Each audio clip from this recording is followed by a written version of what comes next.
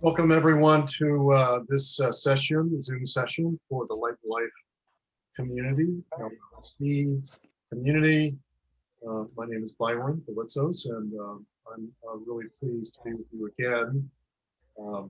We've been doing this for a year and a half, and a lot of very interesting things have transpired. And for those of you that are new to it, go to our website to look up the past recordings, and some articles that have been written about this mission, which I see as one of connecting the different points of light in the movement having to do with the magisterial mission and broadly understood. And so one of the points of light, if you will, is Liz Cratty, who's going to be speaking in her work with a large group led by Daniel Raphael. But before we get started, Dolores Nice has kindly accepted my invitation to say our prayer to get started. So go ahead, Dolores. Thank you, Byron. It's more of a form of a reflection or a meditation based on things Jesus would say to us if he were with us here, which he is. Listen, my beloved children, I see you as no one else does. I see you as I created you to be, whole, strong, peaceful, free, and joyous. I see truth in you. My spirit within you perfects you in every way. You are my beloved children. Don't ever forget that I am always with you. I see you and know that you are made in my image. You are created to be healthy, to live up to your full potential as my creation. I see you this every moment of every day of your life. Don't forget, my life flows through you. My light shines in you. My love upholds you. If you forget this from time to time, turn to me. I'm here for you. I will not let you forget the truth about yourself. You are a reflection of me. Thank you, Master, for this reminder. Amen.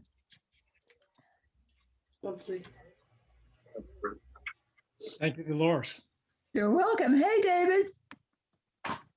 So good to see people. Yeah, great to see everybody, especially when you smile.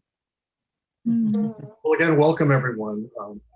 You know, when I thought about this topic, it really struck me because when we started and launched, a year and a half ago, Dave Tenney and Meredith Tenney and myself launched this. One of the ideas, at least my idea, was to compose groups that could meet face to face. That would be kind of an extension of the magisterial mission, also kind of ways of an innovation within the Rancho movement, and maybe a new way to group, and a way to have even an extension of what Christianity does with churches, where you meet face to face and take care of one another and care for each other's needs and give each other support and love. That was at least part of the intention for this. But then immediately after that is when, that was, I think, January of 2020. And so right after that, we had COVID, enter into the planetary, landscape and change everything so that we were locked down. And so the whole idea of, well, one of our ideas, which was to have face-to-face groups, had to go away. So we ended up as an online group. And personally, I wasn't, especially interested in that, but here we are, and I think it's worked out. But the point being that the transmissions we've had, especially through Daniel Raphael, but initially through others as well, going back 15 years, stated that there would be a planetary crisis of unprecedented proportions, and it would include plagues. I mean, as sad and sorry that is, that it is what we were forewarned about back then. And so it's ironic and interesting that when we launched this, that started to happen. A plague hit the whole planet, and it spread fast, and it seemed to corroborate what was being stated in transcripts go back to 2006, 7, 8, 9, where this was laid out, and then and especially preponderantly in Daniel Raphael's transmissions, there was a creative and constructive response to that, and chief among that is the notion of reshaping, recreating society kind of from the grassroots up, according to values. And at first we thought it was 3 values, then it was 4, then it was 7. So they opened this up about values, and but the values would be implemented through social sustainability design teams, and all this is really interesting. It's just kind of hard for me to fathom, in a way, because it's so unusual and so different, and it's really an extension far from I thought from what we were doing before. Anyway, that leads us to Liz Cratty, who will speak about that work, and she's been involved with Daniel for quite a long time with that group. And I, as you know from what I said in the email, I've known Liz for a while, or I met her a long time ago. But you may not know that Liz Cratty is a very distinguished novelist, and has done a number of interesting things in her life. She recently got a seminary degree, which I have done, and Dolores has done. And she has done a number of other things that we could get into, and you could read her biography sometime. But what she's doing now is assisting in the practical implementation of this program. And so I'm going to now turn this over to Liz Cratty with a big thank you, Liz, for coming on to explain to us. And what we're going to do is have this in two pieces, so 2 halves. The first half, she's going to give an overview or an introduction. We're going to have a break after 15, 20 minutes, or however long she wants to go. Then we're going to come back and she's going to speak some more, and a good unit after that, 15, 20 minutes. This is a lot of content here, a lot to go through. So in the break time, there'll just be a short amount of time for some Q&A and clarification. Then we'll have the second half, and then after that we can have open discussion. So this time we're not going to have formal respondents, but next time people are invited to propose to be a formal respondent to Liz and to the work that she's doing, and that'll be next September sometime. So look for that announcement. So I think that's everything, and now I'll turn it over to you, Liz, and thank you again. Thanks, Byron. Hi, everyone. Thank you for inviting me today. It's an honor to be here to talk about this important work that is before us. I thought I should probably start out by giving a little background on how I came to be in this position. When I review my life, there are moments when I think I was, touched on the shoulder by my guardian seraphim and said, "Pay attention here." To me, it was like a tuning fork in my heart. The first one of those was when I met my future husband. I was 7 years old, and I couldn't speak in his presence. And now 40 years later, I grew up, he went on, we had our lives. 40 years later, we were married. And so it was like, pay attention to this, pay attention. And so the same thing happened to me when I discovered, or I was introduced to the Urantia book. I don't know if anybody here knows Tonya Bainey. You know Tonya Bainey? She was the executive director of the Urantia Foundation. Before that, she was my business partner on Maui. And one day on my birthday, she took me out to lunch and she introduced me to the Urantia book. And I had that same exact feeling in my heart that, oh my God, this is something that I really need to pay attention to. This is not something that I can blow off. This is something this is something vitally important to me. And so she had a study group in her home. I went to her study group, and all these years later, I have a study group in my home. It's never really paused for very long, and we read the book and we study it. At some point, I was introduced to the teaching mission, and I read a transcript from Vern Grimsley, and it didn't resonate with me. And the people that I was hanging out with at the time said, that is nothing but Caligastia, 100% Caligastia. So I just set it aside. It didn't seem to me that it was evil, but it didn't resonate with me. So I carried on, life goes on. Someone mentioned to me Marylhurst University. I could finally complete my undergraduate degree. Boom, there was another tap on my shoulder by my angel. So I went there. I needed, I don't know, 180 credits to graduate. I think I had 210 credits because I've been taking college classes all the time, but they were unorganized. So they organized it and put it into a degree program, and I graduated. And I said, no, that was fun. What else is there? And someone mentioned to me that Marylhurst had this program in applied theology. Bang, there was that angel pressing on my shoulder again, saying, this is for you. And so it was.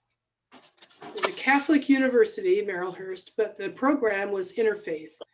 And in my cohort that we traveled with for the 3 years of the program, there were a couple of nuns, there was a rabbi, there was a Baha'i, some UUs, a couple of Mormons. And interestingly enough, all of my professors had read the Urantia book, because that was, as we talked about it, that was my sacred literature. That was my faith tradition. And we had to write a paper and give a presentation at every class. And that was what I talked about all the time, was the Urantia book. And grad school is all about reading. You just read all the time. It's like I had open books all over the house. I'd wander around toward the end of it, I'd writing my thesis, and I'd pick up one book and I'd set it down. I'd walk over here, I'd pick up one book and set it down. It was just massive reading. And somehow I found Daniel Raphael's book, Global Sustainability and Planetary Management. I don't know how I came across this. And I read it, and it knocked me out. And so I continued to look for more information by Daniel Raphael. And the next thing I found was this thing, which is called A Guide to Co-Creative Design Team Process. And as I read this, it's talking about making your decisions based on values, very specific values. And I thought, this is what I'm going to write my master's thesis on. So I bless the archivists, because I just combed through them for as much information as I could. I was constantly going through them.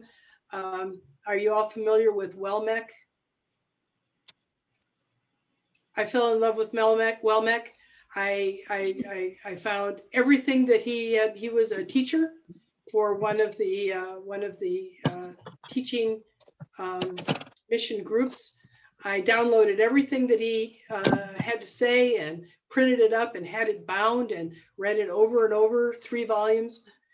Just loved Welmeck and everything that he had to say. So as I'm doing research to do my master's thesis on this design team process and this idea of making all our decisions based on values, well, of course, we all make our decisions based on our values. It's just that our values differ. And so the concept here is that we have a shared set of values, and we make our decisions based on those. Well, that's kind of an interesting concept. when you look at the state of the world, they don't share my values, or what I hear, what I read, what I see. It isn't, and it seems to be going downhill, as you all know. So the other thing that was always going on in my classroom was people were talking about social justice. Social justice, we've got to work for social justice. And so I said, so define justice. Because I was big now into defining values. And so now I want a definition of the word justice. And I couldn't get one from anybody until I came upon this book, A New Reformation by Matthew Fox. Now, one of the classes that we had was that we had to choose a theologian, read everything that they'd written, write a paper, give a presentation. Well, I came upon Matthew Fox, and this was the thing that grabbed me about him. He said, sustainability is another word for justice. For what is sustainable, for what is just is sustainable, and what is unjust is not. And now in these books about social sustainability, we're talking about creating systems that are going to be valid 500 years into the future. That has to be sustainable. I mean, that is the very definition of sustainable.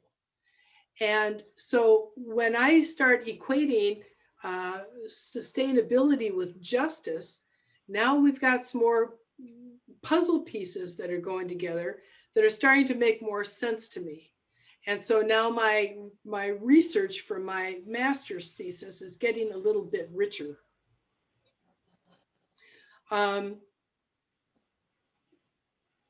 So it starts with the 7 core values. As Byron said, at first there were 3 values, and then we had to think about that and deal with that, and then there was another value, and now there are 7. And I think that this kind of rounds it out. To me, they are irreducible, these values, and they make so much sense. Some are innate, we're born with them, they're in our DNA, and others are social. Compassion, empathy, and a generalized love of humanity. These are the things that make us human beings. These are the things that are going to bring us together as human beings, along with the innate values of equality and life, a desire for personal growth, and a desire for a quality of life. But equality is key. And equality, just in these 7 values, there's plenty of room for interpretation. We don't need a whole bunch of other values to try to interpret. There's enough material right here. So if every decision that we make is based on our values, what if every decision that everybody made were based on the same set of values? What if all of our laws were based on the same values? From your home, how you run your home, to your school board, to your homeowners association, to your city government, to your county government, to your state government, to the national government, to the world government. What if they were all based on the same values? There would still be plenty of room for discussion. I mean, just because we're unified doesn't mean that we're uniform, right? So when somewhere in here I got involved with Daniel, and I can't remember how that was. I don't know if I reached out to him. Perhaps I sent him a fan letter, which I like to do when I read something that I find of importance to me. And he invited me to become part of his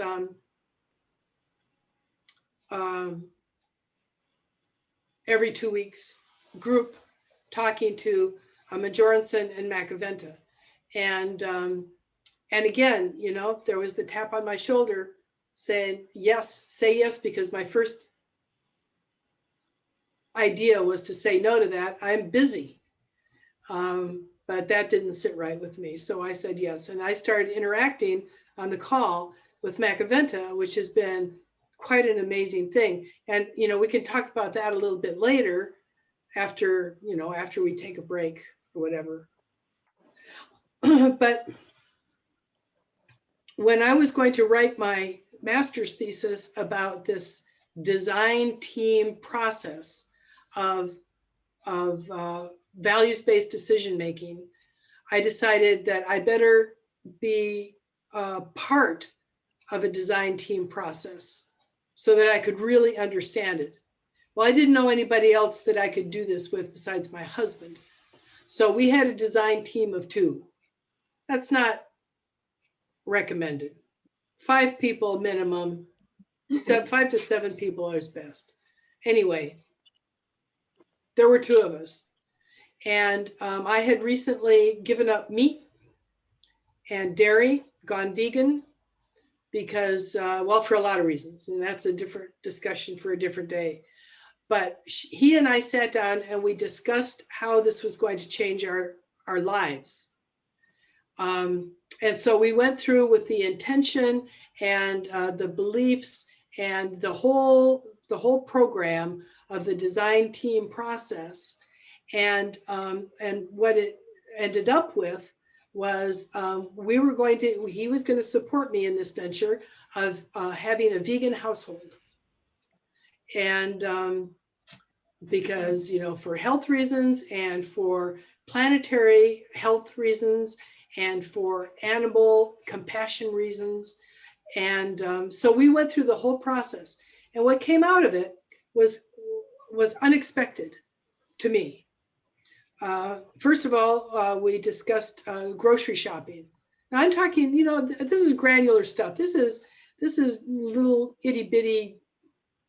So, okay, so if I'm not going to eat meat, I'm going to eat vegetables that don't freeze the way meat does. I'm going to be going to the grocery store more often. So that's going to affect my time. And it's also going to be less expensive. So I'm going to not spend so much money. So that's going to affect our budget. When it affects our budget, then we had to take a look at the budget. We had to take a look at all the things that we spent money on, because we're going to have a little extra money. Well, that makes a difference in our contributions, and our vacations, and the things that we do with our kids and our grandkids. So every little aspect of our life together was impacted by this one decision to go meatless. And this is what surprised me. I thought, okay, well, we'll do it, and that'll be that. But little did I know how it affected everything all around it. So the whole point of the design team process is to make these, I talk of them in terms of Legos, little blocks. So you have this little block of going to the grocery store, and this is what you buy at the grocery store, and that attaches to the budget, which attaches to the charitable contributions, which attaches to this and that and the other thing. And what you end up with is an undergirding of a flexible system. We don't have any systems today. I can't think of a single system today. We have an amalgamation of self-interests. But when you start making these systems that are interrelated and that work well together, when you have a problem or things grow, things change, you just make a change to one component. You take that out, you set it over here, you design a new component that fits in. And if our healthcare system, for example, was built on this type of a system, creating these tiny modules that all fit together, there would never be a discussion, which it scares everybody, of just throwing the whole thing out and starting over again. That's crazy. That's ridiculous. If you have an integrated system that works, not ideas for the next legislative session, or need, greed, and expediency are the things that, according to me, is what runs the world, instead of systems created with values at their core. So if we had our healthcare system, in my mind, designed through this design team process, as things change, there is a method by which you determine whether or not it's working. You find one that's not working, you pluck it out, you design a piece to replace it, and you put it in, because everything changes. So that was the surprise to me about how easily everything can integrate and make a working system. Now, our household runs very well, and we're always talking about this part of the system and that part of the system, and together it just works. So so that's my experience with reading all of this information and putting it together in my tiny little household. I mean, I'm not talking about reforming our voting system. I'm talking about reforming how I go to the grocery store, right? So my thing is really tiny, very small potatoes, but it is indicative of what can be. So, so Byron, are you interested in taking a break now? Do we want to open it up for Q&A before I go into more detail? If you feel this is the end of the unit, the first unit, then yes. I'm happy to take questions if anybody has any. Okay, so we've got about 10 minutes, and we'll try to keep discipline so we can get to the second half. So anybody have a question, comment? I have a comment. Liz, hi, I'm Dolores, and I was in Vern Grimsley's group, Family Guide, for about 5 years. And I was struck by your comment. Just to let you know, Vern had very few transmissions. He wasn't the main one. There were 2 other members of the group that were receiving the messages, and they were beautiful. I mean, they really touched your heart. Vern's were more short, abrupt, like don't break up the book, buy the property, more directional, stuff like that. So I just want to make that a little clearer so you're aware of it. Thank you. I appreciate that. That one transmission was my only experience with it, and I would have gone on to investigate it further, except people were telling me, no, the book is all you need. The book is all there is. Everything else is Caligastia. Well, not true. We know that now that that's not true. But in those days, it was also new to me that I just set it aside. And I'm sorry that I missed the teaching mission because of that. That was bad direction. Mm-hmm. But thank you, Dolores. I appreciate that. Oh, you're welcome. So I had this question for you, Liz. When you say you don't see that there are systems out there right now, I'm a little puzzled because, people think of their governments as having a system. I think certainly people think of their business as being a system. So could you just say more about that? So you actually don't think that the organization of society right now is really not systemic, but rather kind of just driven by profit, greed and maybe kind of a little bit anarchic? Or how would you put that? Well, you know, as I look at our government, it doesn't seem to be working well. I don't think that we have I think that we had perhaps a system, but things change and government hasn't changed with it. And there is no mechanism by which we can all agree to change it. There's no set value system. You know, I look around and I don't see much that's working at all. You know, I'm sorry to say. You know, I look at, you know, the Gulf of Mexico is on fire yesterday. That's one problem. Our voting issues are another problem. I think our democracy may be in danger. I don't know. You know, it's not happy. It's not smoothly run. And that's because I think, I don't know, I'm not a scholar in this area, that laws are passed and decisions are made based on need and greed and expediency, and not by a set of values. You know, politicians are always talking about family values, but do they mention any? Can they name any? Do they define them? You know, it's all family values, and that's in their stump speech, and I don't know what that means. So I'm not sure, you know, and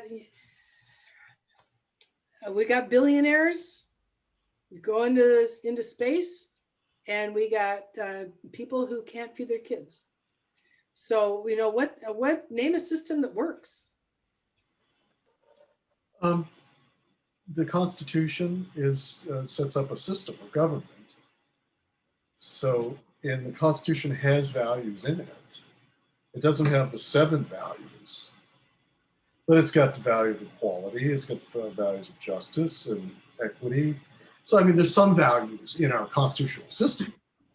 Yeah, you know, the life, liberty, and the pursuit of happiness, that's in the Declaration of Independence. And yes, and you know, the person who wrote that owned slaves, and you know, women didn't have the right to vote, and Black people were 3/5 of a person, and so things change, but we have no mechanism by which to change things, except by revolution. It seems we have to, you know, the Equal Rights Amendment has yet to pass. And that has to be that's a big deal to pass that through a change to our Constitution, ratified by 3/4 of the states. Well, that hasn't happened yet. Well, why not? If equality was one of our central core values, it would have by now. When you say we have no mechanism to change it, I mean, we have something. We have the Congress, we have elected How representatives. well is that working? You know, it's not great, but I mean, it's not nothing either. So it's, I mean, we have I don't know. implement. It seems to be, you know, when you talk about gridlock, you know, it's kind of like nothing. So, you know, I don't disagree with you. And we have a voting system.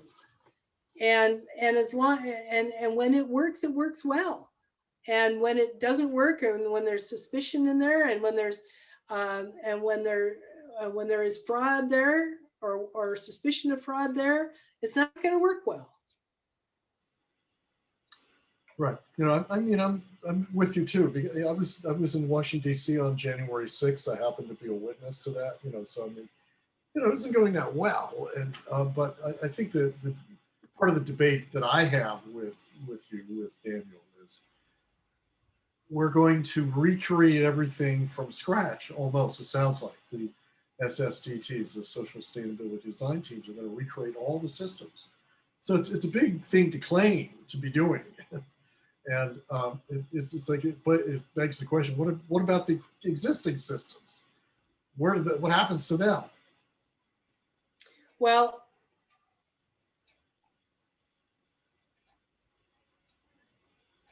there are cataclysms afoot. Yeah. I'm a recovering alcoholic, and I know that I had to reach a bottom before I was teachable and willing to look at a different way of life. And I think that we have not hit our bottom, and nobody is desperate enough or clamoring for a new way of doing things. And that's what the celestials are talking to us about. They want us to be ready. They want there to be a giant database of these results from these design teams, so that when people are desperate, they have a place to go and they have something already created that they can adopt. Because I don't know how bad it's going to get. Sounds like it's going to get pretty bad. Yeah. That used to scare me. It doesn't scare me anymore. I just know that we have work to do. Now, you said yesterday, Byron, that you didn't like the fact that Machiventa said that they wouldn't be working with the United Nations, and the United Nations has plans, but what are they based on? I don't know anything about those plans. Are they based on values? Are they based on, I don't know what they're based on. I don't know anything about those plans. But if they have plans, they should be making them public. Yeah, I mean, they have made everything public. It's not like it's secret, but you may not agree with their plan. But the Millennium Principles are well known, 17 of them in particular, and they have a lot to do with equality, very much so. And but it doesn't go well. I mean, the UN is highly dysfunctional. So, I mean, that feeds right into what you're saying. And but I mean, to say that they don't have any values, or that the U.S. government has no values, I can't agree with that. Respectfully. No, I'm not saying that. I'm not saying that there's no values. I'm just saying that I don't think that the politicians can define their values, or at least I haven't heard many of them do it, and be this system of making decisions based on a shared set of values is so simple and makes so much sense, and it creates a tremendous system that would interlock with every other system. But I don't see that our healthcare system interacts with anything else, even with itself. Medicare doesn't interact with the VA, doesn't interact with the insurance companies, doesn't interact with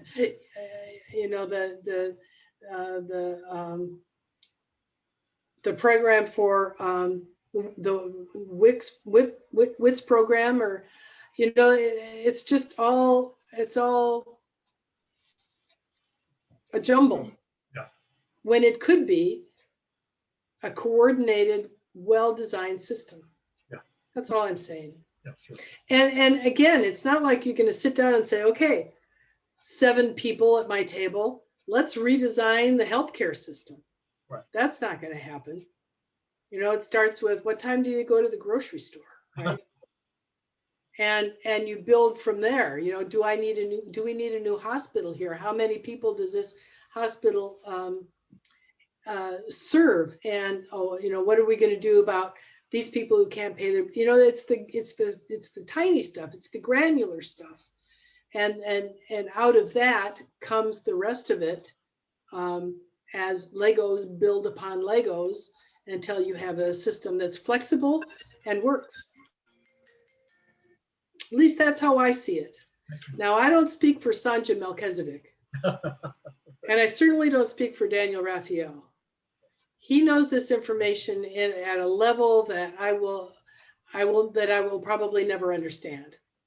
But I I get this, and I understand it, and I see its value, and I will, do what I can to help bring it about. So in May, Daniel came to where I live in Eugene, Oregon, and we had a TR training session where people came to learn how to TR. And it was quite an amazing event. And so when we all left, Daniel said, let's do another one on design teams. So the facility was perfect. Eugene is great, and it's accessible by airport from everywhere. So we have set it out to have a values-based design team event in Eugene in October.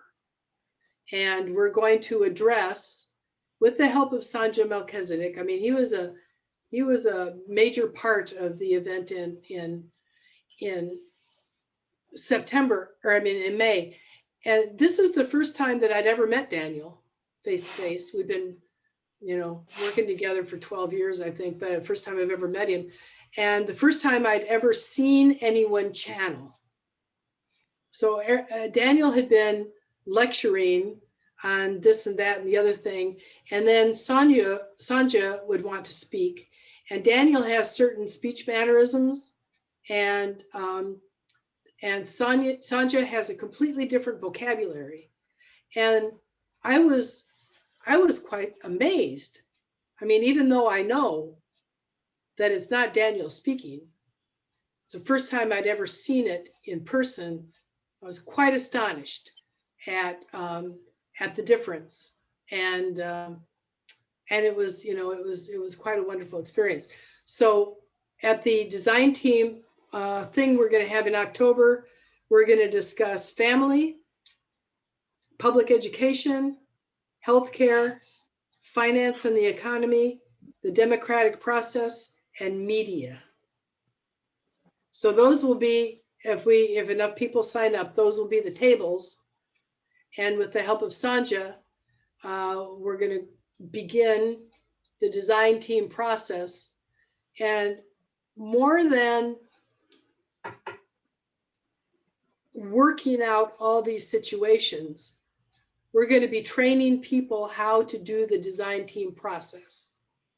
And I think that Machiventa's plan is that those 45 people or whoever go home to their communities and begin design teams in their worlds. And the next session, Machiventa wants to have 250 people there, not 45 like we plan to have in Eugene. So I don't know where that will be held, but and then after that, maybe 500 people, all learning the design team process. It's not like we're going to reform healthcare in 3 days up the street in October, but we're all going to learn the design team process. And who knows, when Sonjah's there, magic could happen. I don't know. Why don't you just keep going, because let's call this the second half. Okay. Unless anybody has another question at this point. Hi, this is Dave Gonzalez. I was just wondering if anybody had actually tried a design team other than you and your husband's small one that you've heard of.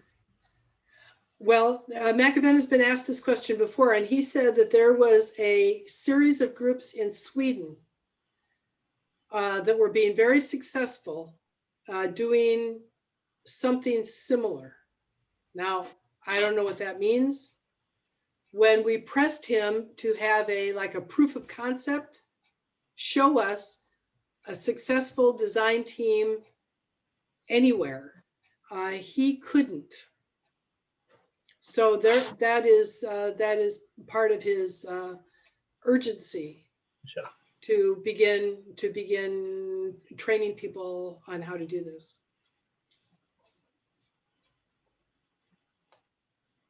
Wasn't there a group in South Africa that did some design teams? I thought there was.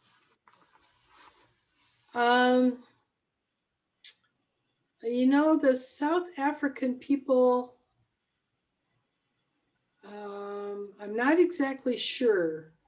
I know that there are family clinics sprouting up all over the world in the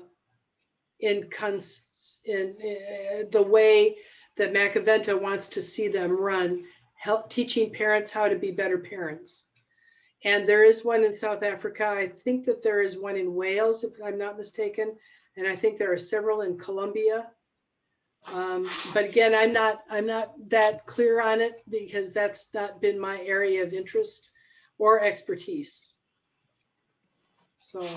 All right. Well, let's say we're in the second half. So proceed with what you have for the second part. Well, you all read the transcripts, Machiventa transcripts, do you know? It's a real interesting thing being on the call, because he is, well, first of all, when I have a question for him, I try to meditate on my question for a long time, because I'm embarrassed when my questions are poorly thought out, and he responds as though my questions are poorly thought out. Like last time, I asked him a question, he laughed and called me naive, and I didn't care. I didn't care for that very much, but he was right, and it was a question that I had just off the cuff. I try not to do that. I try to think about my questions, and then sometimes I feel like they're almost pre-approved. Okay, you've got the question down. Okay, good. That's a good question. Ask that question next time. The other interesting thing about being on the call with Machiventa is that it's an interesting thing being encircuited with him and the rest of the people on the call. Most of the time when I hang up, I can't remember what was discussed. I can remember the question I asked, but I often can't remember what he said about it. I remember him calling me naive. I'm not likely to forget that. I have to wait and read the transcripts to refresh my memory as to what happened and what went on. So that's also kind of an interesting thing that happens. And also Daniel Raphael. I want to talk about him just a little bit because I love Daniel. He is he's a man. He is different from me and from you and from everybody else, just like every other person. He has a gift. And I remember when he was in severe pain because of an impending hip replacement, and he was taking some pain medication. And when he inserts himself into the dialogue with Machiventa, I can tell, and he can tell. And he almost always acknowledges it. He said, you know, I'm having trouble. I'm having trouble concentrating. I'm distracted. I'm having trouble focusing. And I don't know that those things that he says like that make it into the transcripts. But I know that even you called him a controversial figure. And I'm not sure why he's controversial, except that people want to equate the man with the message. And I think that that's dangerous. So anyway, I've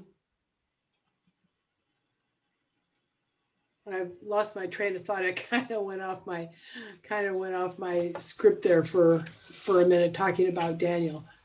He's a he's a great guy. He's given his life to this work, and I don't think he's the least bit controversial. So Machiventa wants us to all think of ourselves as planetary managers. He is the current planetary manager, and he wants us to behave and think about our world and think about ourselves as if we were the planetary managers. And many times I'll ask him a question, or someone will ask him a question, and he will say, well, now, if you were managing the planet, what would you do? And it always leaves us flat-footed and without an answer, because we don't think in those. When he called me naive, it was because I was thinking only of myself. We had this enormous heat dome that landed on top of the Pacific Northwest, and it was horrible. People in the Pacific Northwest don't normally have air conditioning because we don't need it. And it was 111 here in Eugene. It was 115 or 16 in Portland. Our plants were dying, our animals were dying, people were dying. 400 and some people died from the heat. And I asked him if we could move it on. Can we just give that thing a shove and move it? And what I was asking is, can I visit my ills on someone else? I'm tired of this. Let's move it and so that it makes somebody else miserable instead of me. Well, that was a bad question. And he had every right to take me to task for that. It's just that, everybody was so miserable, and so that was my way of thinking about myself. And his response was, "You are so naive." My experience also is when Donna D'Angelo put out the call, she was going to be hit. South Florida was going to be hit directly by this Category 4 hurricane. She put out a call and she said, please, let's push this thing out to sea. Well, I participated in that, and it happened. And it veered off out to sea, that hurricane. And I asked Machiventa, did we do that? And he said, yes, of course you did. And then when Australia was on fire, we got together and we pulled rains down from Indonesia. And I said to him, did we do that? He said, yes, absolutely, you did that. And somebody else said, how many people does it take to do something like that? He said 2. With Christ Michael, if you're doing it for the highest and best good of all concerned. Well, when I asked him to move that heat dome, I was asking for myself. I wasn't asking for the people in Montana and Idaho who are going to get it next. And that was naive of me, and that was a poor choice of questions for him. And instead, he wants us to think like planetary managers. Well, what would you do in this situation? We had a long conversation about poverty in Africa, for example, and there are many NGOs, non-governmental organizations, that are there trying to help. And he said, well, which one are you familiar with? I told him what I was familiar with, and he said, how's it working? Well, it doesn't seem to be working at all. He said, well, if you were planetary manager, what would you do in that situation? Beats me. I don't know. That's way above my pay grade. But it's an interesting way of thinking about who we are and what we're doing when we throw a plastic bag into the trash, when we burn our fossil fuels in our cars, when we jump on an airplane and go across country. Are we living up to our values? Are we sort of living up to our values? Can we justify not living up to our values? Have we adopted these values? Are we working with a generalized love for all of humanity?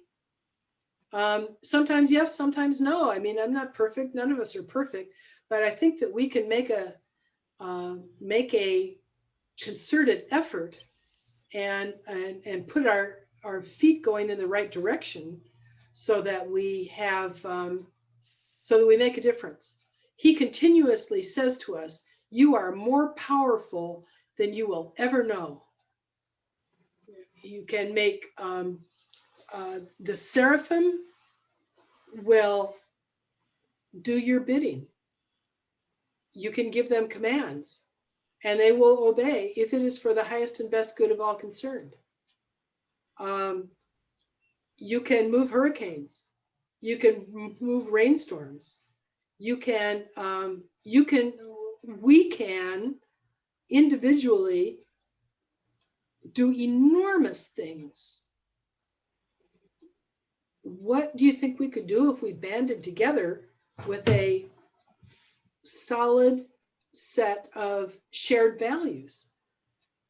If we demanded that our elected representatives define their values, suggested to them what values might be the best for their constituents, and then hold them to that. That could be literally changing the world right there. So the design team process is very simple. A website that Jeff Cutler and I put together, 7corevalues.org, number 7, corevalues.org, has everything that you need to know about planetary management and the design team process. The landing page is the first page about this event that's going to be held here in Eugene. We're expecting 45-ish people, 7 tables to tackle these projects and to learn the design team process with the help of Sonjah Melchizedek. And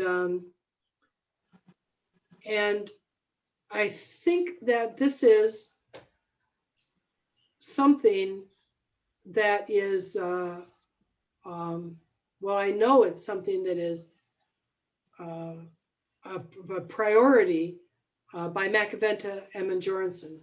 And I would love it if you joined us here and brought your skills and your interests and your wisdom to bear.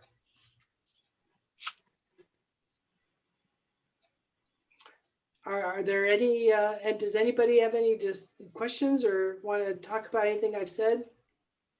You want to talk about the cataclysms to come? Yeah, Nobody go, does. go ahead. You know, you can see them coming, right? And we can't put our heads in the sand. You can be prepared as you can be. We can't live our lives in fear. Can you give an example of one or two? Well, this pandemic is one. Okay. And done that. Machiventa says there will be pandemic after pandemic. There will be the hurricanes. You know, all the weather systems that are so crazy right now. They're killing people. We're going to have a real problem with climate refugees, people who are starved out of their location because of drought and famine. They're going to be migrating. Are the countries that are fortunate enough to have, food and water, are they going to welcome these people? I don't know. Doesn't look like it. He's talked about earthquakes. He's talked about tectonic events. He's talked about volcanic events. It's, the earth is in many ways like a giant water balloon. And if you go boing over here, the whole thing goes wanga, wanga, wanga, wanga. And I kind of think that way about our weather systems and about our tectonic issues and about our the pandemic didn't need to be like this if we had a healthcare system across the world that worked. I mean, it just seems to me that it doesn't. I have a friend in New Zealand. He's not scheduled to get his first vaccine until the end of July. So, they have no tourists because their borders aren't open. Australia's borders aren't open. They're having a terrible economic hit. The same thing for Canada. Their borders aren't open. We are, I don't know. I don't want to talk about vaccines necessarily, but it all goes back to the same thing. We don't have a cohesive system. Seems like we kind of were developing a good system with regards to the pandemic, at least in this country. But boy, that doesn't mean the rest of the world. So when the cataclysms get serious enough and people are screaming, help us, the planetary manager wants there to be systems or the idea of how to make systems already in place that can be accessed in a big database. And I don't know any of the mechanics of that, except that, we're not ready for it yet. So it isn't here yet. I have a question. Hi. Are you Hi, Linda? I am Linda, Hi, yes. Linda. So I read the homework assigned for tonight's program, and I do remember when Danielle spoke before. As I was reading the predictions about more pandemics to come, I thought I heard implied that part of this issue is because we are overpopulated as a planet. Mhm. Could you say more about that? Well, that's what he says. He says we're overpopulated by 2/3. And that part of what is likely to happen with these cataclysms is we're going to reduce our population by 2/3. Well, that's huge. That's a lot. That's what we have 7 billion people now. I'm no math major, but that sounds like 4 billion people are going to die. And so what then? What will happen while that's happening? Are people going to run around tearing out their hair, and or are they going to start to get I don't know. I don't know that that's going to happen in my lifetime. He has said the next 15 years are going to be critical, and that I hope will be in my lifetime. But I've got kids, I've got grandkids, we've got 2 great granddaughters. I'm not excited about this. I don't like these predictions, but I don't want to put my head in the sand about them either. And I don't want to be afraid. In fact, I'm no longer afraid. I'm old. I've had a wonderful life. The mansion world awaits me. So I don't have any kind of a problem with that about me, but I would love to leave a better world for my kids and my grandkids and my great grandkids, as I'm sure you all would. And this is the planetary manager's suggestion of how we go about doing that. Is this idea behind the sustainable teams that if we are able to act fast enough, we might be able to prevent some of this from happening in terms of the population? Is there a maximum number that the planet Earth, Urantia, can maintain? I don't know that. I don't know that there is I don't know that there is any way out of it. I think we're overpopulated, and the world can't sustain this population pressure. But again, that's above my pay grade. That's a good question for Machiventa, and I'll ask him. I'll ask him that next time we meet. Was there any thought or question that come up about people relocating to specific directions on the planet to be more useful? Not that I've heard, but that's another good question. Well, is this going to, Byron, am I going to be able to access this tape, or do I need to be taking notes? Yeah. No, you'll have the tape. Okay, that's another good question, Dolores, and I'm happy to ask him that.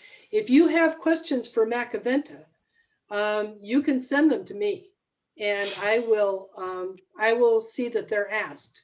I don't ask questions from other people.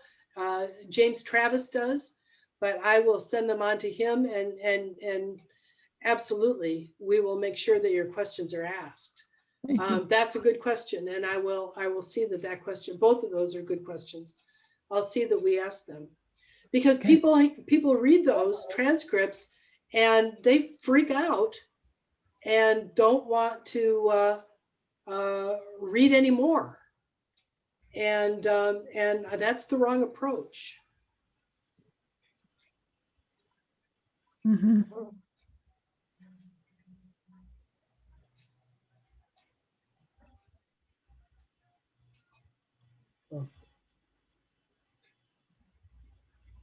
It's a sobering discussion there. But it is what it is. But, you know, I think that he has been asked about overpopulation and what is called in the ranch book, the land-man ratio. It That's doesn't right. give the ratio in the ranch book. But he's addressed that question, I'm sure. But you have to really get into the archives and do research. And we don't have enough people doing research of this kind yet, but we will. So the website, bigmacspeaks.life, Raymond Miller and James Lease have done a really good job putting that together. And there are a lot of archives out there. This is the one that I've been using the most, because you can search by the TR, you can search by the celestial, you can search by keywords, you can search, you know, there's all manner of ways that you can search. And that's another thing that I try to do before I ask him a question, is go to his transcripts and then search keywords and see if he has been asked those specific questions. He sometimes only wants to answer a specific question, and then you assume that he means other things when he really only answered the specific question. So I will, I regularly do that before I ask a question, just because I don't like it when he doesn't like my questions. And Monjoronson scares me. I don't even like to ask him a question anymore. His presence is too, his presence is just enormous. And I'm totally intimidated by him. Strange. It's very strange. Liz, I think I just have to say that I usually, your conversations with Machiventa are sparkling, as I've told you before, and I think he deeply appreciates you, especially. So that's my view. But on the other subject about the decimation of the population, I'm fairly sure that he has not said 2/3 specifically just that. He said 1/3 to 2/3, 2/3 the max. And there's not a lot of people around stating explicitly such things as a massive die-off. That's controversial. That's what I mean when I say Daniel's work is controversial, just for the record. I won't say that. It's considered to be a really extreme idea. But it's out there. On the internet, you'll find people, you know, some scientists and others that state that, you know, not only is there overpopulation, but there'll be a massive die-off. But more and more people are beginning to say it. What is that? So, you know, I think maybe before we sign off, could you say a little bit more about the mechanism of the design team? Because you haven't really talked about Oh, schematic, so-called absolutely. the members of the team and what they do. Yep. So if there's 7 people in a design team, there are roles. Every person on the team has a role. And first is the organizer. This is the person who says, I'm a member of this homeowners association, and I don't like the fact that we have to move our cars off the street and into the driveway before dark. So let's get a design team together to figure out what to do about parking our cars at night, whatever, right? So that would be the organizer. And then there's a facilitator, and the facilitator helps to recruit members to the design team and basically maintains order. The facilitator isn't going to let people yell at one another and wants to keep the discussion civil.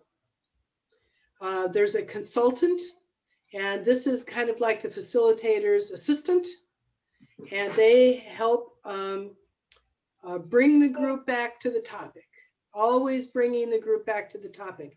You know how we are, we get off on tangents.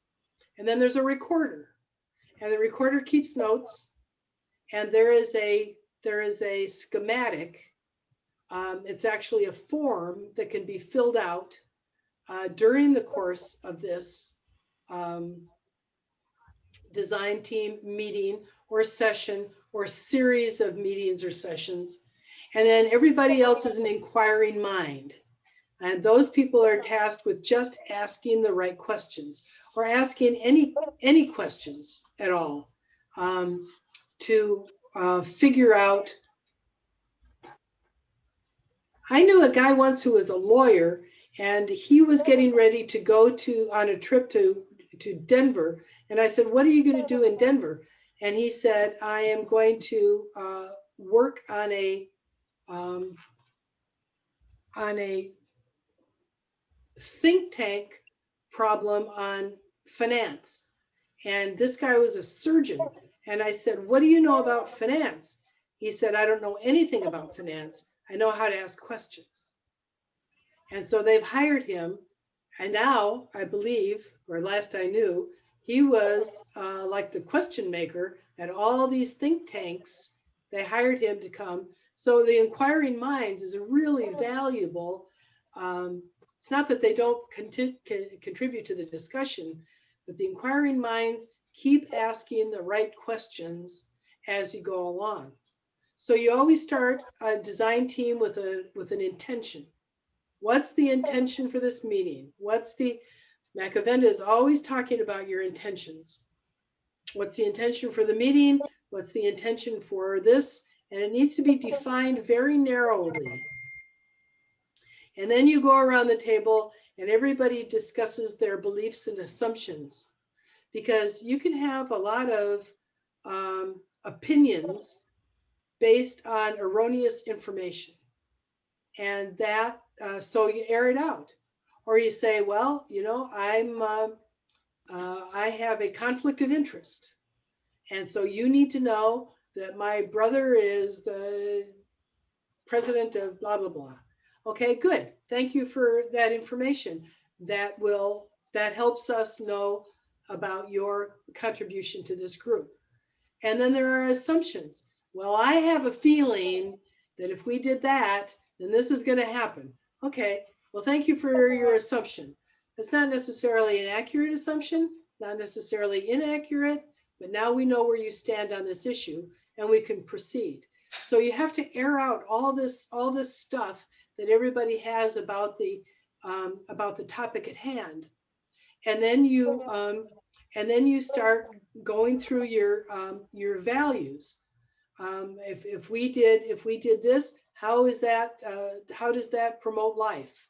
How does that promote a quality of life? How does that promote equality? How does that promote the possibility for personal growth? How does that promote compassion? How does that promote empathy? How does that promote a generalized love for all humanity?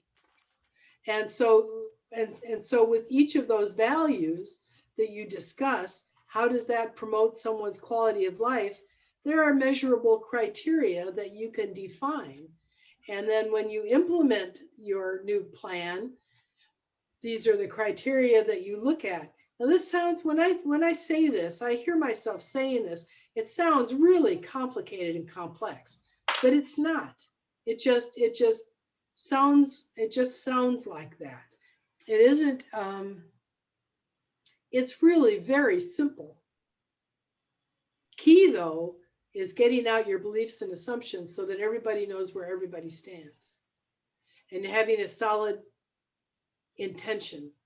Now, Jeff Cutler has been trying to, he is on the Planetary Management Group call, and he's been working in design teams. And he's been having a hard time doing it because he's always wanting to validate something that somebody else did by these 7 core values.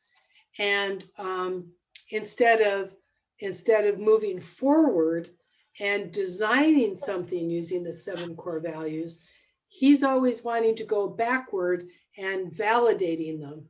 And what that tends to do is make people feel wrong, that they've done something wrong or that they're doing something wrong, instead of saying, you know what, this isn't working. Let's see if we can design something that will work better for everybody according to this set of values, this set of design criteria. So that's basically what it is. And in the group, the groups that we're going to have here in October, Sonjah Melchizedek will be the what was that? What did I call it? The organizer, the facilitator. How that's going to work, I don't know. I'm just going to be there.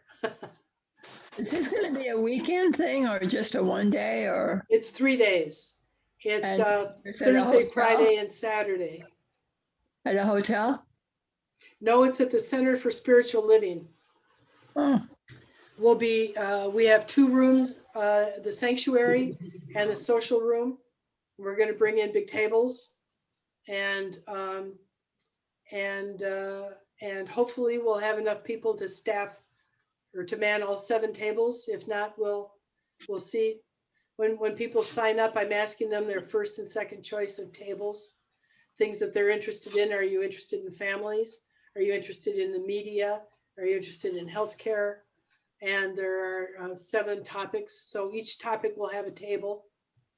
And somehow Sonjah Melchizedek will be there to help facilitate the discussion around the tables.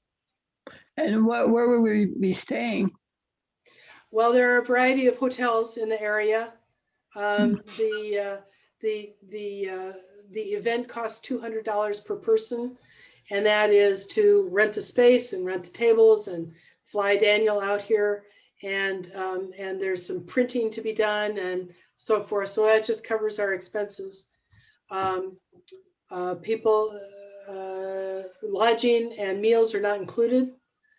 They're inexpensive lodgings in the area.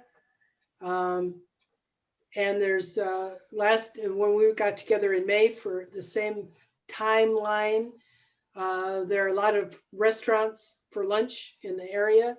And most of us went out in a group or several littler groups to have lunch together. And that worked out very well.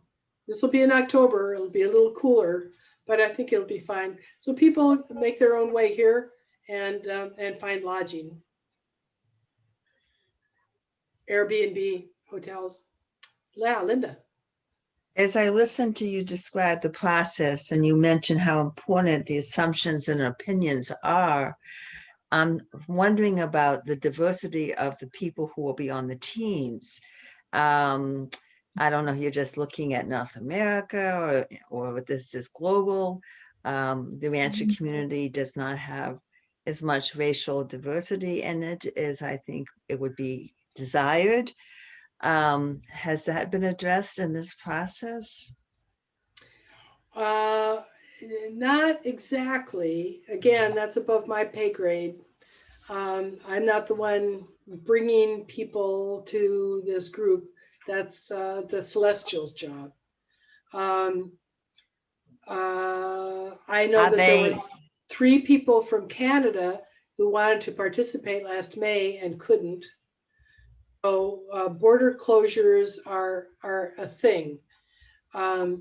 This is a small event, 45 people. I imagine they'll all be from North America. We had some racial diversity in our meeting in May. I don't know who's going to come. Most of the people who've signed up already had come in May. So they got a good spiritual hit. They want more. And I don't blame them. It was pretty wonderful. But as you know, as the world opens up, and the next one, this is kind of like a proof of concept for Machiventa. The next one, he wants to have 250 people.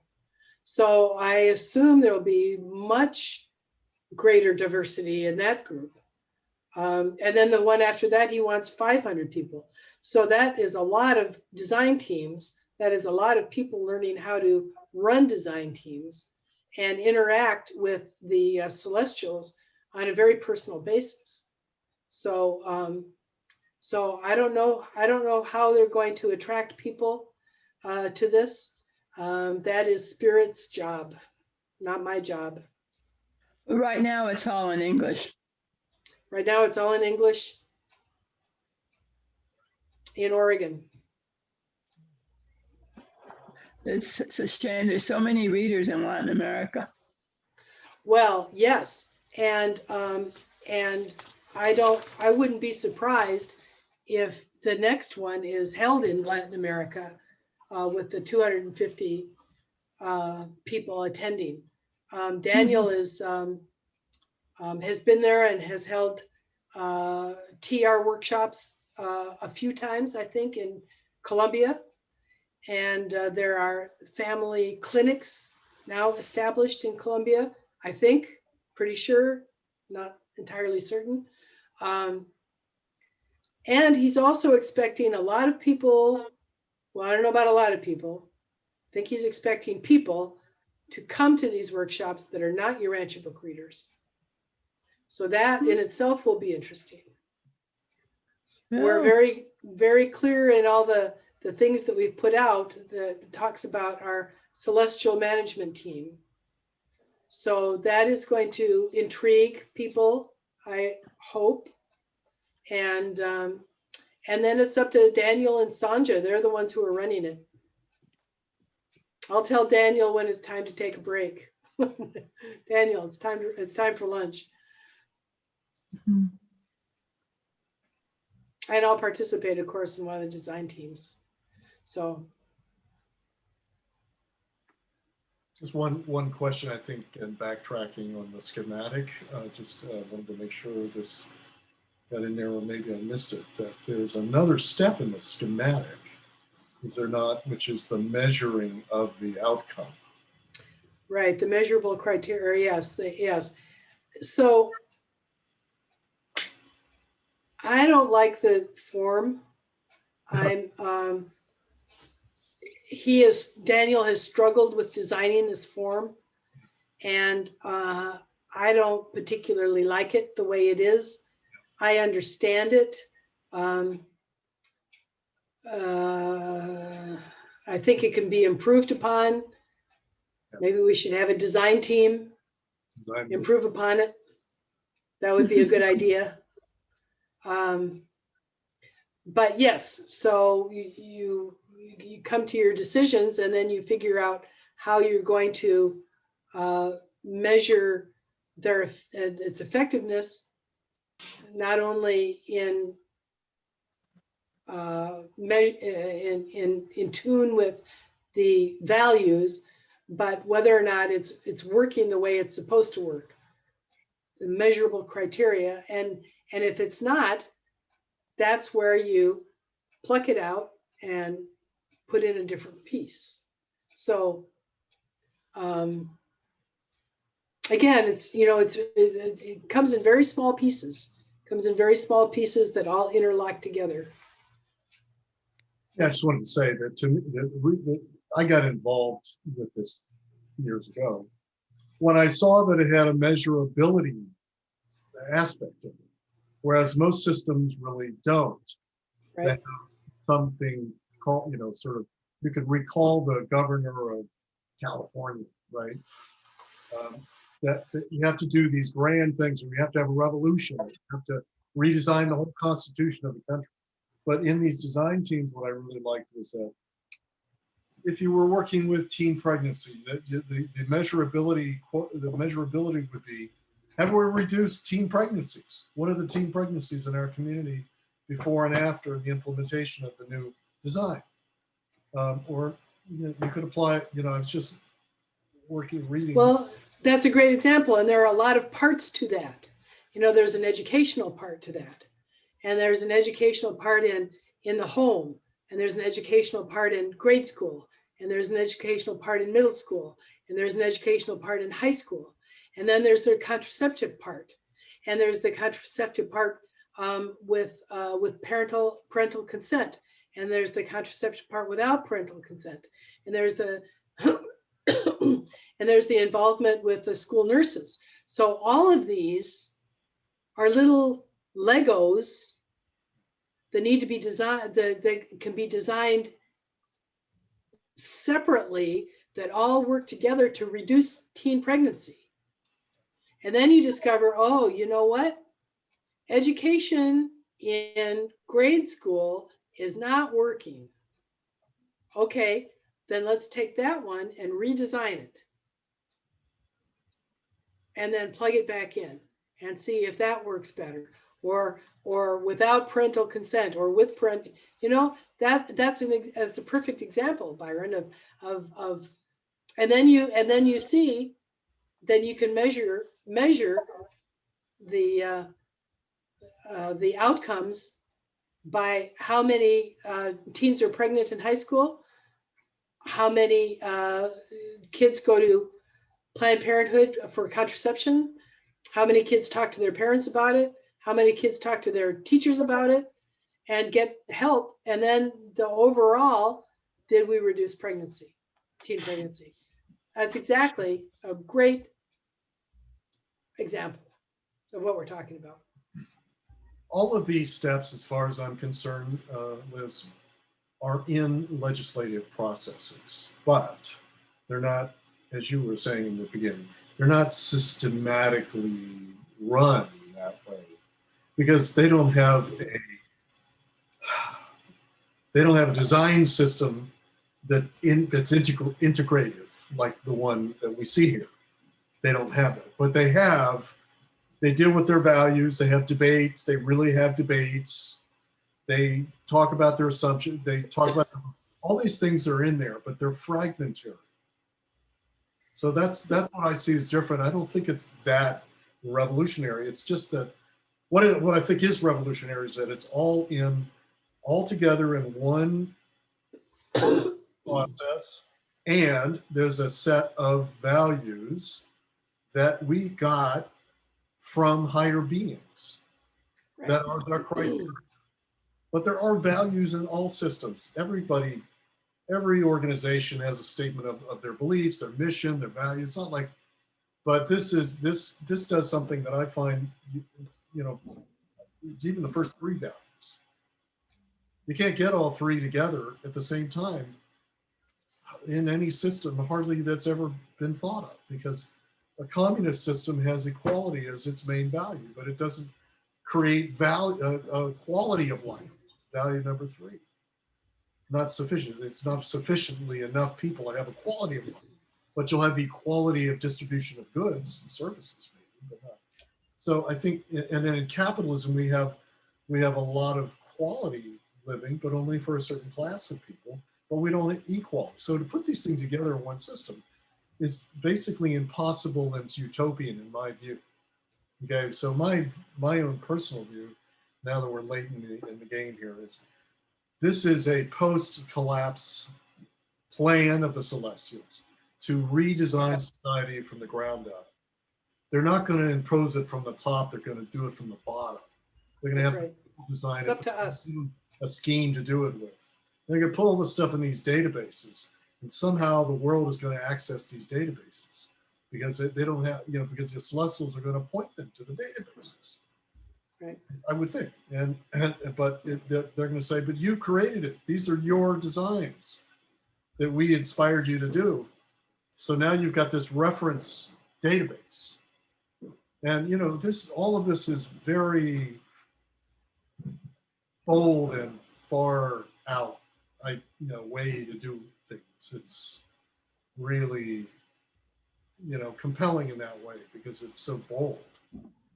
And there you go. That's my dream. Yeah, you're right. Dolores, yeah. Yeah, it might seem like a silly question or comment, but I marvel at the revolutionary part of it is that the Celestials are asking for human input at this level. I mean, they're smarter than us. They know so much more, and they have to get down to such basic stuff with us. And it's just this seems to be a major part of the component of this whole process is that our input. Did they ever say or state specifically why that is? Are they trying something new? Well, this is a decimal planet. This is a damaged planet in every way that you can think of. From way back when, we are different. And so this is, they are trying new things with us. They're calling this the co-creative design teams when you work with a Celestial. Our regular design team is mortals just working on a problem. When we're co-creating with the Celestials, they call it that, co-creating. And I think Machiventa is always saying, we learn from you all the time. We can see you, we can see into you. You're very transparent to us. We know what you're thinking, we know what you're doing, we can see how you're reacting. And they've tasked us with this whole resolution of these problems. And I think you're right, Byron. This is we haven't hit bottom yet. People aren't clamoring for the solutions that they will be if there is a massive die-off of humanity. And they want us to be prepared. I mean, it would be nice if we could start turning things around now. We would save ourselves a world of grief. But I think you're right. They're thinking more of this. This decimation is a foregone conclusion, and they need our help because we have free will. They're not gonna tell us what to do. They're not going to decree. They're not going to do it for us. It's our planet. We need to do it. But they're here to help us. He's always saying, we are here. We are here to help you. Ask us, and we will show you the way.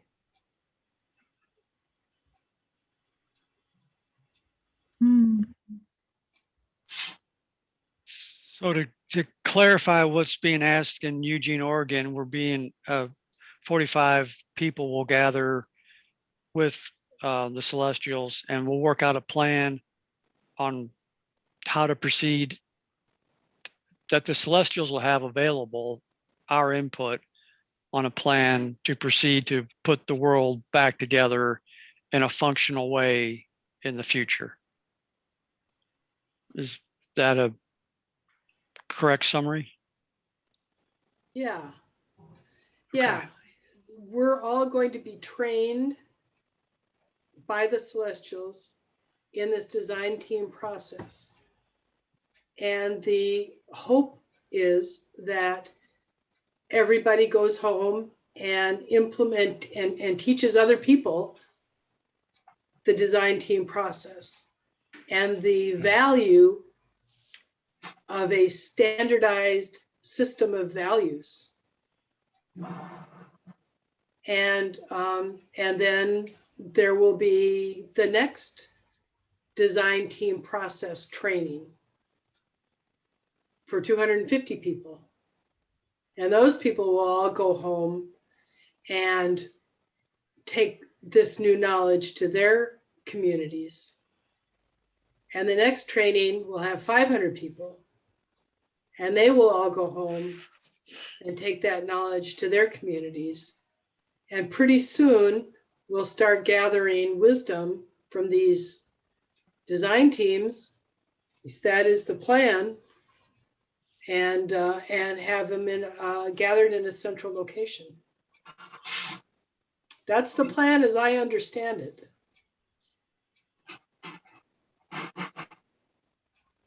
Thank you.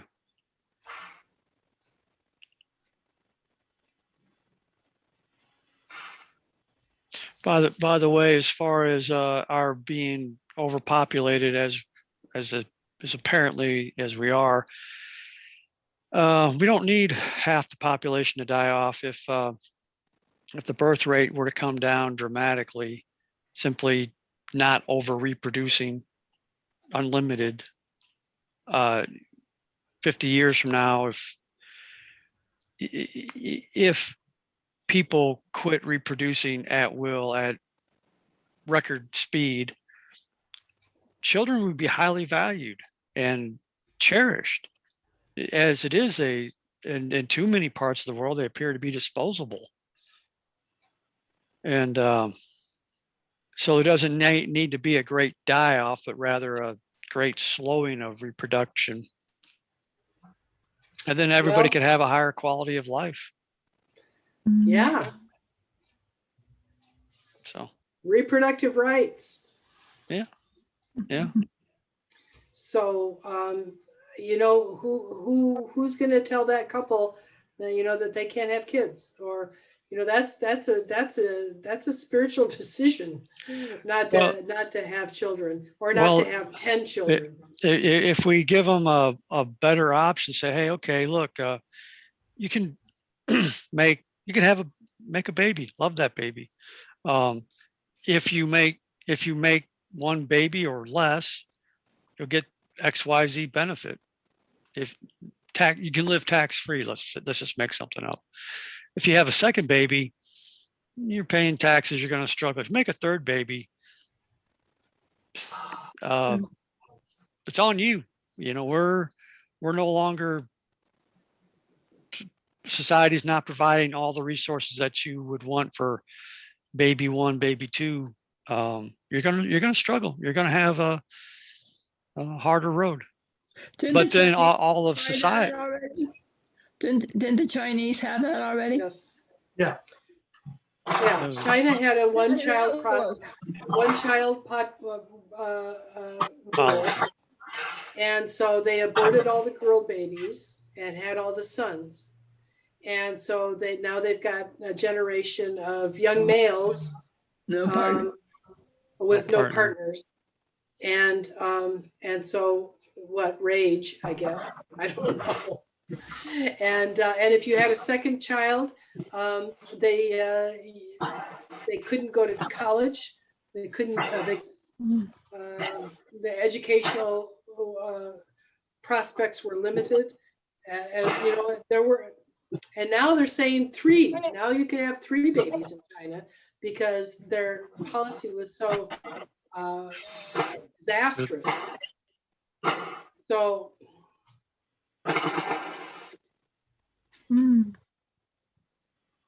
I know it's, you know, it's so again, we'll go back to Byron's idea of, let's talk about teen pregnancy. You know, let's educate. For every girl in Africa who goes to school for 1 year, she has 1 fewer children. So, normally they go to school until they're like 10. And then, by the time they're 13, they start having babies because they have no birth control. They have no education about it. But so education is a big part of overpopulation and the birth rate.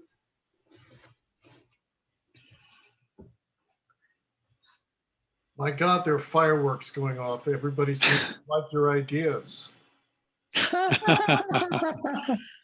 It's getting pretty noisy here, and I think we should come to a close. Yeah. Here on the East Coast. Well, this has been fun, Byron. It's been very interesting for me, and I thank you for inviting me. I hope I explained things clear enough so that people understood what we're talking about in a way that is understandable. I've been working with this now for a decade, so I know it pretty well.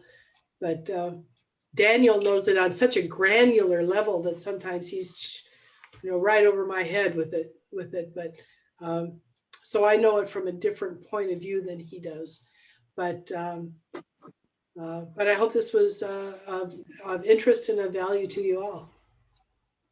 Thank you. Yes, it Thank was, Liz. you. Thank you, Liz. Thank Appreciate Thank it. you.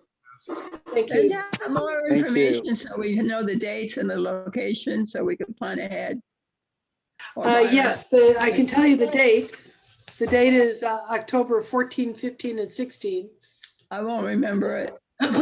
If you go, Byron, it's 7corevalues.org. Can you?